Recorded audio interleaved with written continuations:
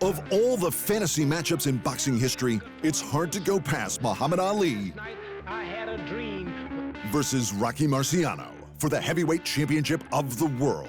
And you've probably heard a bunch of the arguments for and against each fighter. But have you ever heard the great heavyweight champ Joe Louis's take? It's especially interesting because of one particular fight. Ali's defense of the WBC heavyweight title against the WBA heavyweight champion Ernie Terrell to unify the championships. But first, let's go back to basics. I'm the one that can talk, write the poems, predict the rounds. I'm beautiful. They're ugly. They're slow. They can't talk. I'm the one. See, I don't need a title.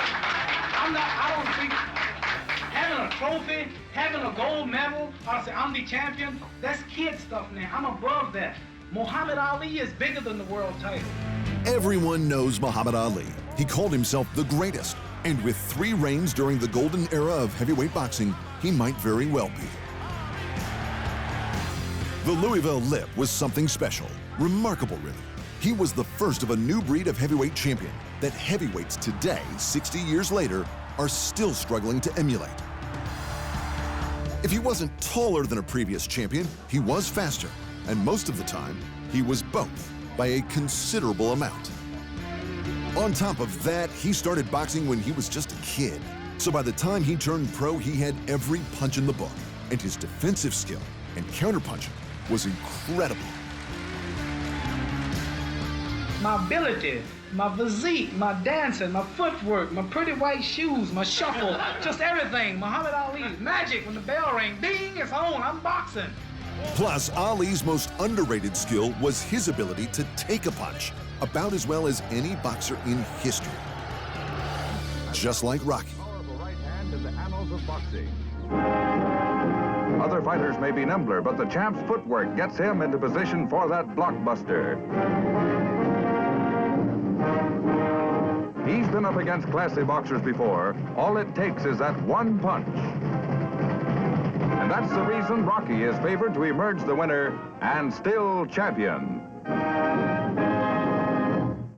The thing you need to know about Rocky Marciano was that he threw punches that could level mountains, and he could throw them non-stop for 15 rounds. No one could stop him. Literally, 49 wins, 0 losses, and 43 knockouts. But unlike Ali, the Rock from Brockton was one of the shortest men to ever claim the big boy title. He was slow, his reach was tiny, the shortest of any heavyweight champ in history, and he didn't even start boxing until he was well into his 20s. On paper, Ali ran rings around him. Also unlike Ali, Marciano was a gracious man who would never make claims about being the greatest, even when he retired as the only undefeated heavyweight champ in history, something Ali never came close to. Definitely try to stay retired. I like to profit by others' mistakes, and if Joe Louis couldn't make a successful comeback, I will not try it.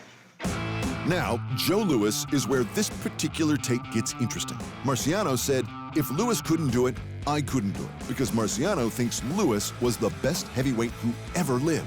And at that time in 1955, he absolutely was. The man with the golf club is former heavyweight champion of the world, Joe Louis, a man many people feel was the last truly great champion of a now declining game called boxing. Louis made 25 consecutive title defenses, which is still the record for any division, and he had the longest single reign as champion of any boxer in history. So yeah, he was the greatest, and Louis knew boxing. And in 1966, 15 years after Louis had retired, and 11 years after Rocky had retired, Louis had some thoughts on who would have won in a bout between Marciano and Ali, whom Louis still referred to as Cassius Clay. How do you think Marciano would stack up against Clay? Well, I would have to pick Marciano, that he would, because I think Clay don't punch hard enough to keep Marciano off him. So I would say within 6-7 rounds, I think Marciano would knock him out. Louis knew intimately how hard Marciano could punch, because Marciano knocked Louis out of the ring. But he had more to say that day. Joe, what do you think of the status of boxing today? Well, I saw the Cassius Clay, the boxing game, not too much. We don't have no good fighters around. I imagine that the best fighter I saw the Cassius Clay would probably be Ernie Terrell, and I saw them two. I guess the boxing game just real bad. That brings us back to the bout between Ali and Terrell. For Lewis, these were the two best heavyweights in the world, and he had a prediction for how a bout between them would play out. Do you think Terrell has a chance to take Clay? I would imagine that he probably got the only one that have a chance to beat Clay, because he's very tall and he got a good reach, and he have a very good left hand. Has a very big fist too. That's right. Ernie Terrell doesn't get talked about too much now, but he was big, even by today's modern standards. 6'6" and 213 pounds is big, and he easily outsized Ali. But when they fought, Ali punished him, literally. Ernie Terrell thinks he's a championship fighter, but when he meets me, he'll fall 20 pounds lighter. He may come into the ring looking awful neat, but if he's not cool, they'll carry him out by his feet. Not just with literary prowess, Ali punished him, literally. At this stage of his career, Ali had been going by Muhammad Ali for over a year after converting to Islam. Like so many others, though, Terrell kept calling him Clay, just as Lewis did. And naturally, Ali took offense. Why don't you call me my name, man? Well, what's your name? You told me your name was Cassius Clay. I never told you my name was Cassius Clay. Well, My name is Muhammad Ali, and you will announce it right there in the center of that ring after the fight if you don't do it now. for the benefit of this broadcast, him. All right? You just acting just like an old Uncle Tom. Another fraud cop. I'm gonna punish you. Let me say something, man. You ain't got no... Back off of me. Back off me of no me. Uncle Tom. That's man. what you are, Uncle Tom. Why are you gonna call me Uncle Tom? What you gonna? You heard me. Just back off of me. And so, ladies and Uncle gentlemen, Tom? as the two contestants prepare for battle right now, Back off of me, man.